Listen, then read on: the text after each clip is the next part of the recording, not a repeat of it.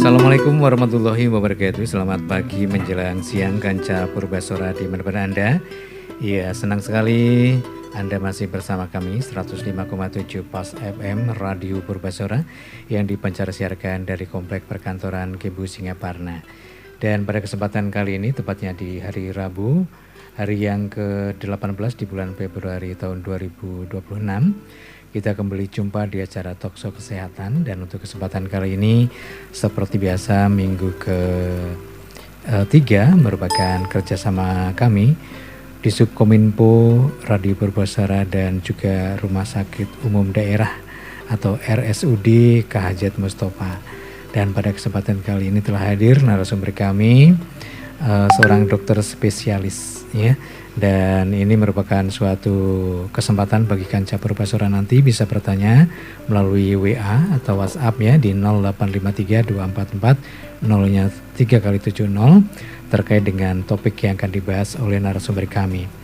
Ya, langsung saja saya perkenalkan ini narasumber kami kali ini, yakni Dr. Lutfi Rahman SPUG atau spesialis obstetri dan ginekologi. Iya, banyak sekali.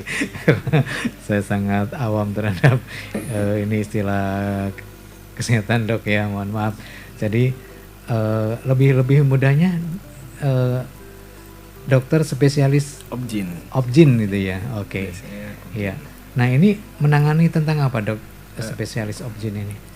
Obstetri dan ginekologi itu dibagi menjadi dua hal utama. Yang pertama itu obstetri itu sendiri untuk menangani kasus-kasus kehamilan dan begitu masalah terkait kehamilan, serta ginekologi itu masalah terhadap kandungan, organ-organ kewanitaan. Iya. Baik, sebentar, Dok.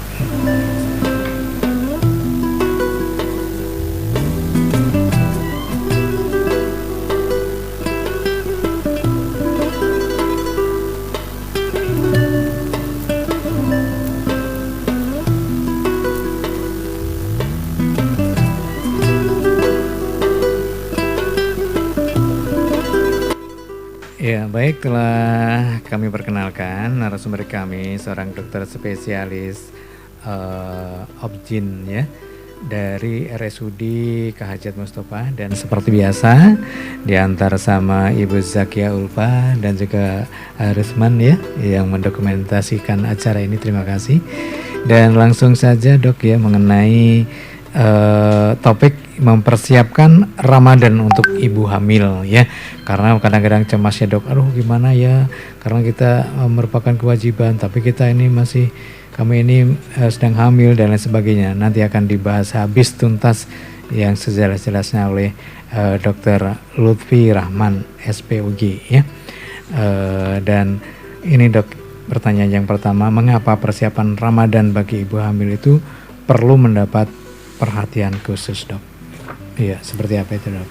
Oke, jadi kondisi hamil itu sendiri itu berbeda dengan kondisi seorang ibu pada umumnya. Banyak yang berubah, fungsi tubuh banyak yang berubah. Tujuannya untuk apa perubahan-perubahan ini? Karena untuk memenuhi kebutuhan nutrisi untuk ibunya dan juga bayi yang sedang dikandung. Beberapa kondisi yang sangat normal pada kehamilan, misal ibu lebih mudah lapar, gula darah lebih mudah turun, lalu tubuh lebih cepat membentuk suatu zat yang namanya zat keton saat tidak makan dalam kondisi lama.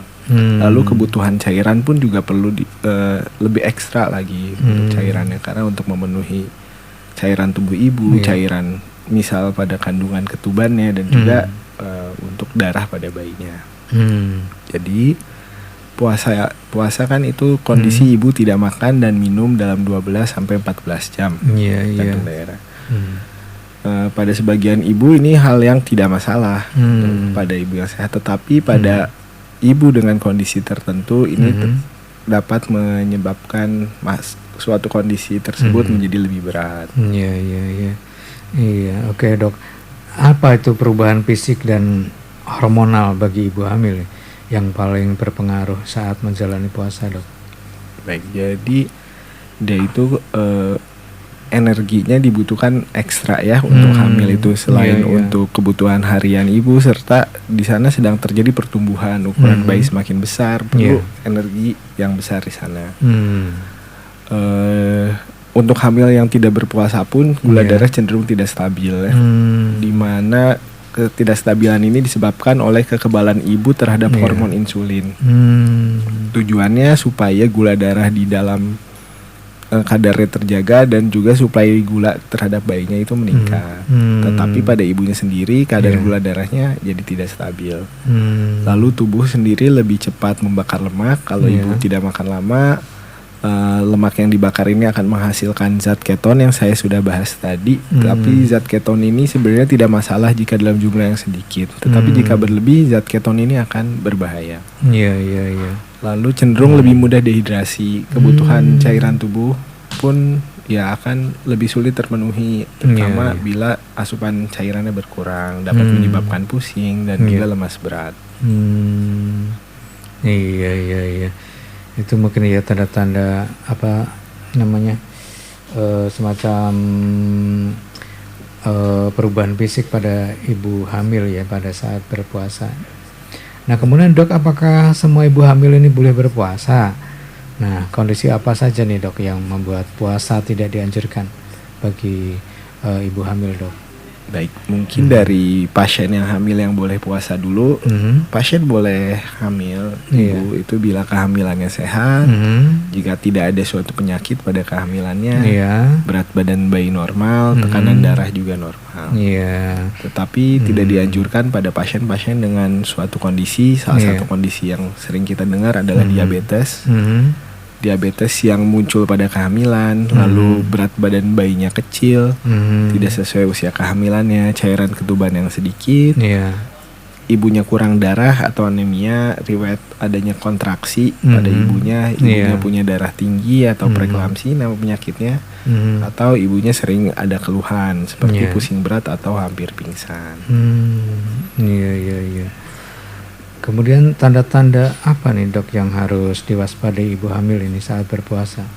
Dan harus segera membatalkan puasa atau bagaimana dok? Baik, ini sebenarnya tanda dalam tanda kutip bahaya ya, tanda bahaya pada kehamilan, seperti gerak bayi atau janinnya berkurang, pasiennya merasa pusing berat, sakit kepala berat, pasiennya merasa mau pingsan, jantung berdebar hebat, haus sekali, rasa haus yang berlebihan dan kadar urin yang sangat sedikit serta pekat.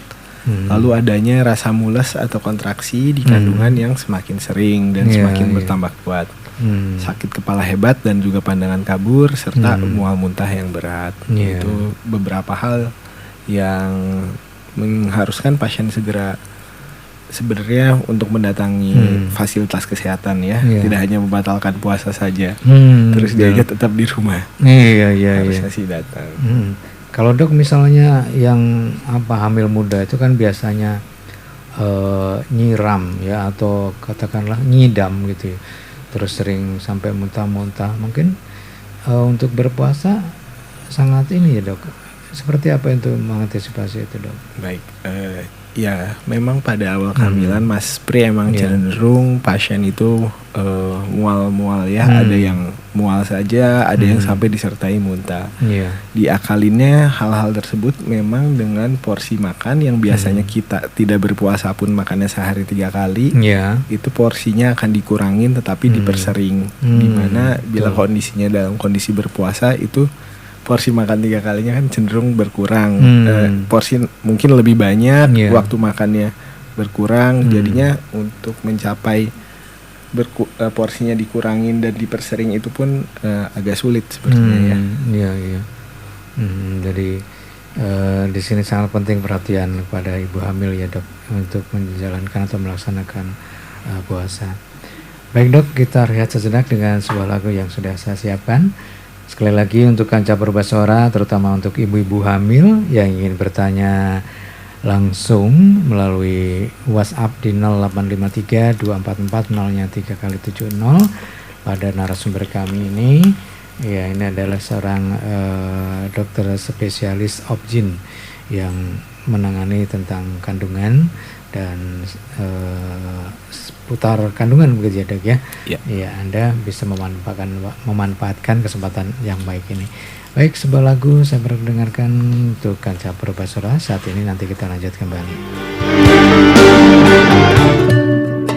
Baik Kanca Purbasora di mana Anda, ya kita lanjut kembali kebersamaan kita di acara Talkshow Kesehatan bersama narasumber kami dari Rumah Sakit Umum Daerah atau RSUD K. Hajat Mustofa, ya, dan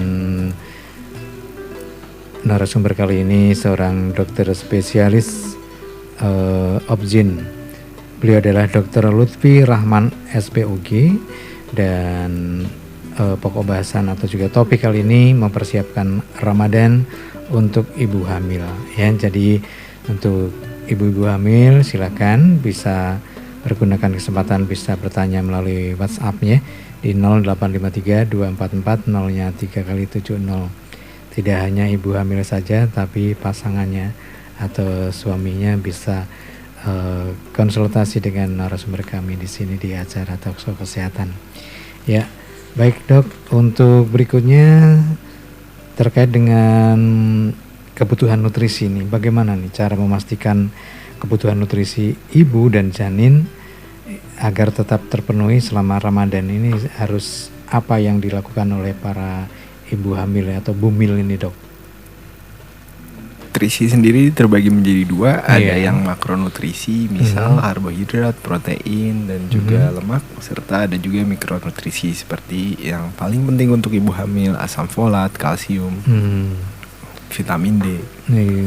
Nah, kebutuhan itu berbeda tergantung dari usia kehamilannya. Cenderung pada awal kehamilan kebutuhan mikronutrisi itu lebih diperlukan saat masih bayinya proses pembentukan organ dan sebagainya, serta lalu untuk trimester ketiga itu cenderung kita lebih fokus terhadap makronutrisinya, yang dimana pada bulan puasa kedua hal ini mungkin akan sulit untuk terpenuhi, terutama makronutrisi pada ibu hamil yang trimester ketiga tadi.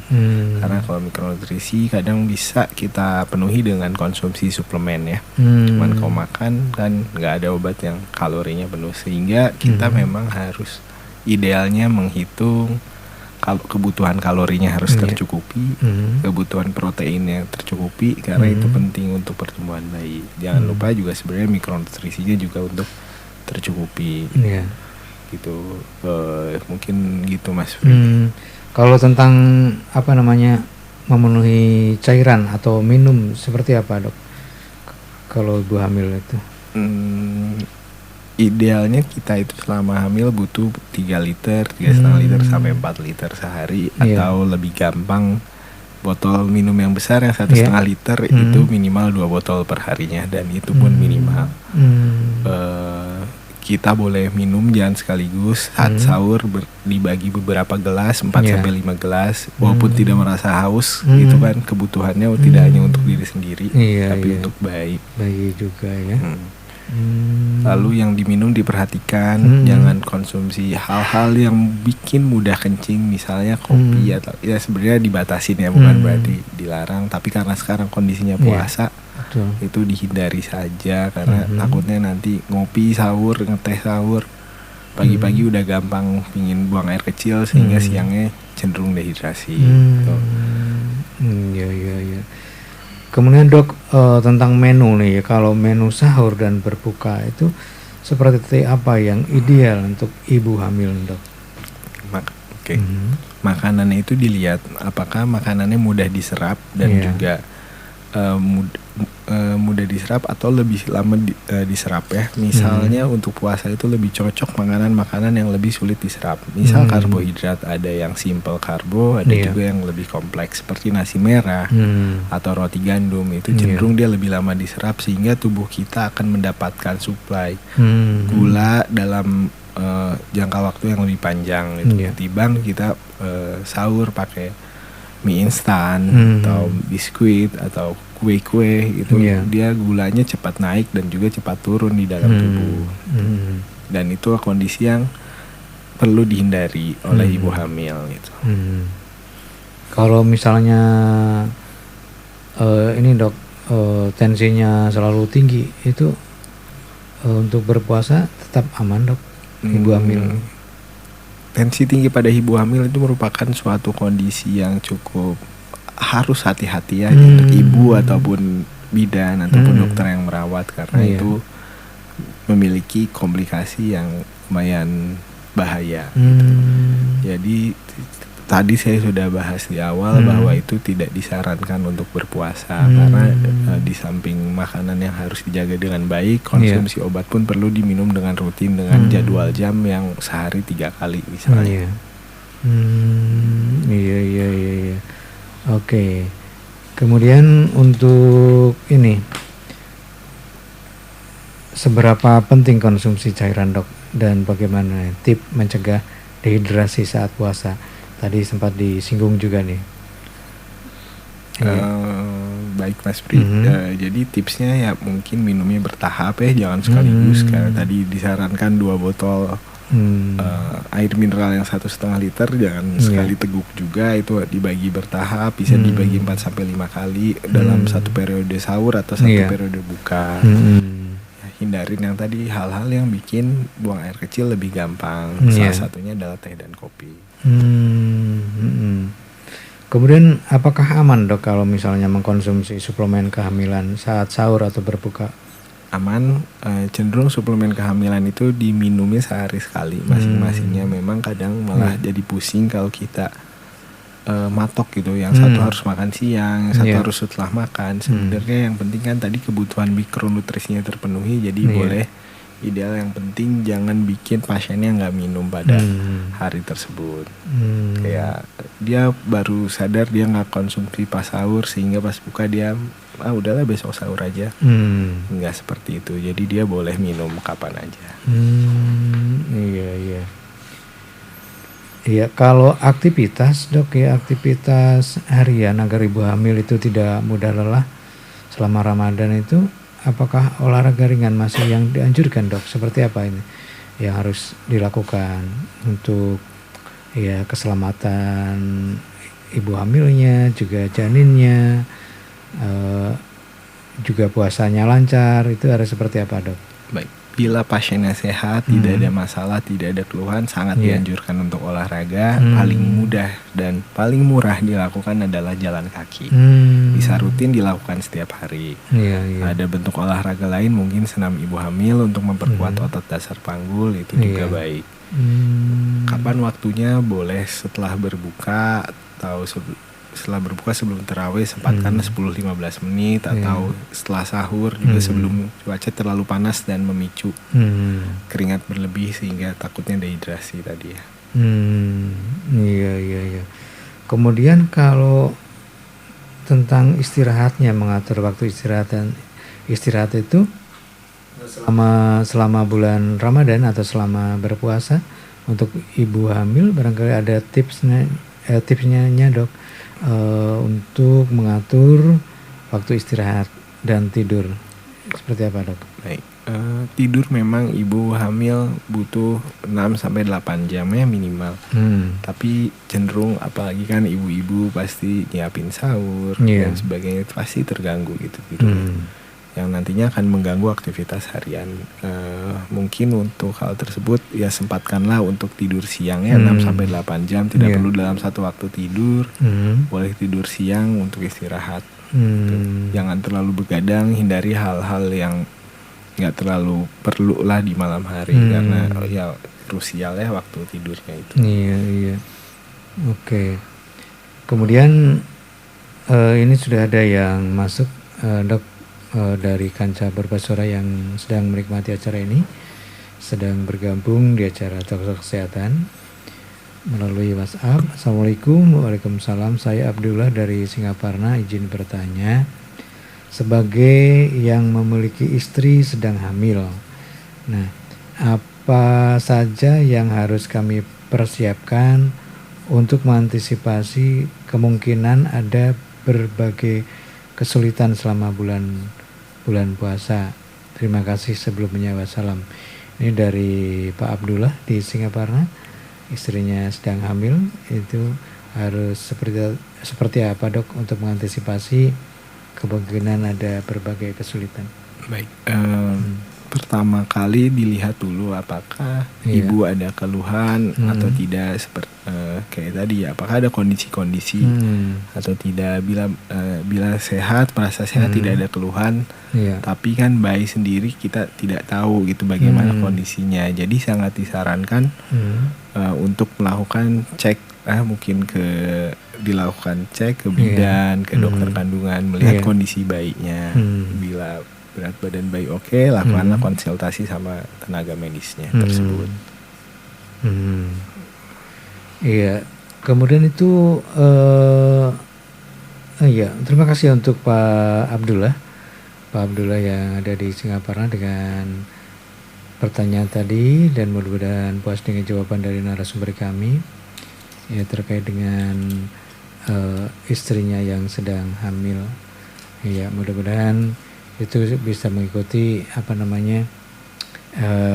nasihat dari dokter untuk bisa melaksanakan ibadah puasa dan juga nanti saat melahirkan lancar begitu ya, Dok. Pada saat kehamilan itu apakah ada makanan-makanan yang dipantang, Dok? Biasanya kan kita itu ada turun-menurun ya nasihat dari orang tua kita. Nah, itu barangkali yang sering terjadi keseharian itu seperti apa, Dok, yang sangat tidak dianjurkan untuk ibu hamil? Baik, untuk hal-hal yang saya tidak anjurkan itu adalah makanan yang tidak bersih, tidak dicuci bersih, terutama makanan yang tidak dipasak seperti sayuran. Itu bisa kita cuci bersih, atau daging yang kurang dimasak dengan matang. Makanan olahan pun juga, misalnya makanan olahan yang sudah dimasak, dimasukin kulkas, terus dipanasin, ya kemasan olahan gitu, itu juga tidak disarankan untuk ibu hamil. Tuh, di luar hal tersebut, mungkin ada beberapa mitos. Ya, itu sebenarnya tidak masalah, ya nggak ada selain yang saya sebutkan tadi. Kalau masakan yang kurang matang, artinya seperti halnya sate, itu tidak dianjurkan bagi yang ibu hamil, Dok? Buat pasien yang suka banget sate boleh. Biasanya saya anjurkan bahwa sate tersebut idealnya mungkin diungkep dulu gitu, bukan dimatangkan dulu baru dibakar. Tidak langsung dibakar, yang mungkin akan tidak terlalu matang. Betul, iya. Ya, tapi bagi yang sudah punya hobi makan sate, mungkin disiasatinya seperti itu ya, Dok ya. Jadi diungkep dulu biar matang dulu, baru nanti dipanggang hanya untuk biar baunya sedap begitu ya, Dok ya. Iya. Kemudian kalau lalaban seperti apa, Dok? Lalap itu daun-daunan yang serba mentah itu bagaimana untuk ibu hamil, Dok? Itu memang harus sangat dicuci bersih ya, walaupun sangat dianjurkan kalau mau makan sayurnya yang dimatangkan gitu. Jadi kalau bisa sih dihindarin lalap mentah ya. Iya. Oke, baik Kanca, yang lainnya barangkali masih ada pertanyaan, Anda bisa pergunakan di WhatsApp Anda dengan nomor 0853 244 0-nya 3x70. Kemudian, Dok, untuk pesan apa ini yang ingin disampaikan untuk para ibu hamil agar tetap sehat, tenang, dan bahagia menyambut Ramadan ini, Dok? Ya, baik. Jadi kan memang puasa itu ibadah ya, Mas. Iya, betul. Tapi kan menjaga kesehatan ibu dan juga menjaga kesehatan bayi yang sedang dititipkan juga ibadah. Jadi kalau misalnya pasien tidak dianjurkan untuk berpuasa, ya pasiennya tidak perlu minder, tidak perlu merasa gagal atau tidak perlu rasa kurang beriman gitu, karena itu kan juga bentuk tanggung jawab seorang ibu untuk menjaga kesehatannya gitu. Yang penting keputusan yang terbaik itu adalah yang aman untuk ibu sama bayinya. Iya. Oke.